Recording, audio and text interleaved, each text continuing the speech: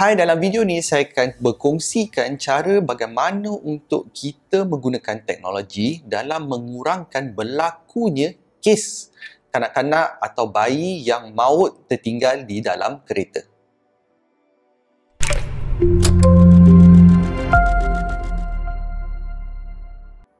Hai, nama saya Norman. Selamat datang ke Norm Lab. Ini adalah tempat kami sharekan tips and tricks berkenaan dengan teknologi.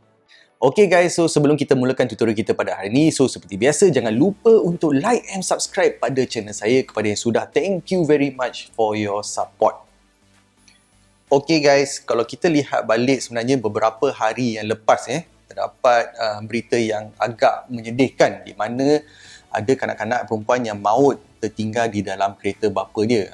So masa dia terlena tu, lepas tu bapa dia terlupa di mana anak dia sebenarnya berada di dalam kereta.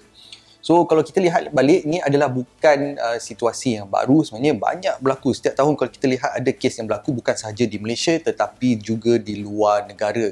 So ada tak cara kita boleh menggunakan teknologi? Kita menggunakan teknologi bagi mengurangkan berlakunya kes-kes seperti berikut. What I'm trying to say is berkenaan dengan teknologi, tak semestinya teknologi ni dia akan 100% foolproof. Bukan.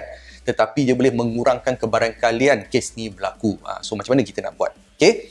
So hari ni saya akan sharekan dengan you guys adalah menggunakan aplikasi Waze.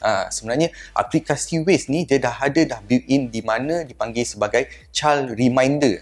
Child reminder tu. So maksudnya bila kita sampai ke destinasi berkenaan, Waze dia akan keluarkan satu notifikasi untuk memberitahu kita. Dia ada bunyi ting. Lepas tu dia cakap jangan lupa untuk check lah kereta you, anak you ada dalam kereta. So memang features ni dah lama dah ada.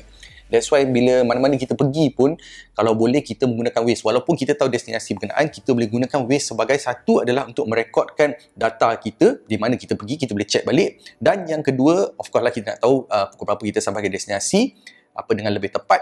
Dan yang ketiga, kita boleh menggunakan features di mana dipanggil sebagai child reminder. Okay, so senang je. Cara kita nak buat adalah kita pergi ke Waze, kita nak aktifkan child reminder berkenaan, kita pergi kat Waze, lepas tu kita klik pada butang, kalau kita nak nampak setting tu, kita klik pada butang search tu. Okay, bila butang search tu, kita klik pada butang gear. Gear tu maksudnya settings. Settings aplikasi berkenaan. Kita klik pada settings. Okay, lepas tu kita lihat balik di bawah, kita scroll bawah, kita tengok ke bawah sekali, dan kita lihat ada dipanggil sebagai reminders. Reminders tu. So bila kita lihat balik pada reminders ni, kita tengok adalah child reminder. Get reminders to check your car when you arrive. Maksudnya bila kita sampai ke sana, dia akan keluar reminder dekat situ. So kita klik pada child reminder. Lepas tu kita boleh klik pada allow reminders. Maksudnya kita dah boleh on dah allow reminders. Atau kalau kita nak masukkan custom message pun boleh. Maksudnya kita boleh letak dalam bahasa kita, jangan lupa check anak atau check anak. Contohnya seperti berikut. Kalau kita tak nak pun tak apa, then kita perlu pastikan kita on. So selepas ni, bila setiap kali, itu saja sebenarnya. So selepas ni, setiap kali bila kita menggunakan aplikasi Waze, bila kita setkan, contoh kita set pergi ke Aeon ke, kita set pergi ke Tesco ke, bila kita sampai ke destinasi berkenaan, nanti sekejap lagi saya akan share macam mana video tu, macam mana situasi dia berlaku. So bila once kita dah sampai dah, kereta kita dah berhenti. Kalau dia bergerak lagi, dia tak keluar lagi reminder. Dia ada kilometer tu, dia akan check di belah kiri tu. Once kita dah sampai dah, terus dia akan keluar reminder untuk kita semak, tengok. Kita tengok kat belakang tu, anak kita ada ke tak? Those kind of things. Alright? So, of course, you guys adalah teknologi ni adalah untuk membantu kita mengurangkan kebarangkalian. Tetapi, of course, okay, kita menggunakan teknologi adalah untuk mengurangkan, tetapi of course kita selalu, we call it sebagai habit lah.